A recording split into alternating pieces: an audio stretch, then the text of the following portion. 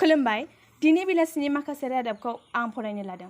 रादाबखौ फोरमायनायनि सिगां नोंथांमोन गासैखौबो जोंनि बड'लेण्ड रिपाब्लिक निउज चेनेलाव बरायना लानाय जाबाय। दानिया अननानै खौरांखौ जोबजासिम नायलांदो। गिबि रादाबाव दं दिनै 15 जुन गेदेमा रुपनाथ ब्रह्म बिथांनि 120थि जोनोम सान। बर' हारिनि मुंदांखा खन्थाइगिरि, राजखान्थियारि आरो धोरोमसुला रुपनाथ ब्रह्मनि 120थि जोनोम सान। बिथाङा 1902 मायथाइनि 15 जुन दिनैनि सानावनो क'क्राझार जिल्ला औवाबारि गामियाव जोनोम मोन्दोंमोन। बर' हारिनि गोबां सुख'हायै बिहोमा होलांना बिथाङा 23 जानुवारि 1968 इं मायथाइयाव रुंसारि जायो।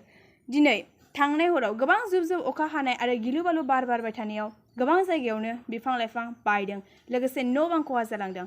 मिथिनो मोननाय बादिब्ला आदिबासि सिंगोल अभियाननि बानजायनायाव मोन 5 दाबिफोरखौ लानानै 12 घन्टा भारत बन्द फोसावनायजों लोगोसे चिरां जिल्लानि सिङाव थानाय भारत भुटान सिमना सान्तिपुर ओनसोलावबो गोहोम खोलैदों। पर्बतजरा काजिगावआव EM. रेवरेवा Narzaria कन्स्ट्राक्शन of ए.डि.आइ.एन.सि office building लुफुंनो फाउन्डेसन स्टोनखौ गायसनबाय। सोलोंनिफ्राय मिथिनाय बादिब्ला बर'नि राफोद जोलुर गेलेगिरि हलिचरन नार्जारिया बे बाराव बेंगलुरु एफ.सि.जों गोरोबथा खालामबाय। बि.टि.आर.नि एनिमेल हार्बेन्ड्रि एन्ड भेटेरिनारिनि बिफाननि मावफुं सोद्रोमा राकेश ब्रह्म बिथोनगिरि जि.पि. दासनि दैदेननायाव मोसौनि देहायाव भेक्सिन थुदों, जाथोसे बेरामखौ होबथानो। मिथिनो मोननाय बादिब्ला मणिपुराव सा 1200 पुलिसा जिउनि रैखाथिनि थाखाय साख्रि नागारबाय।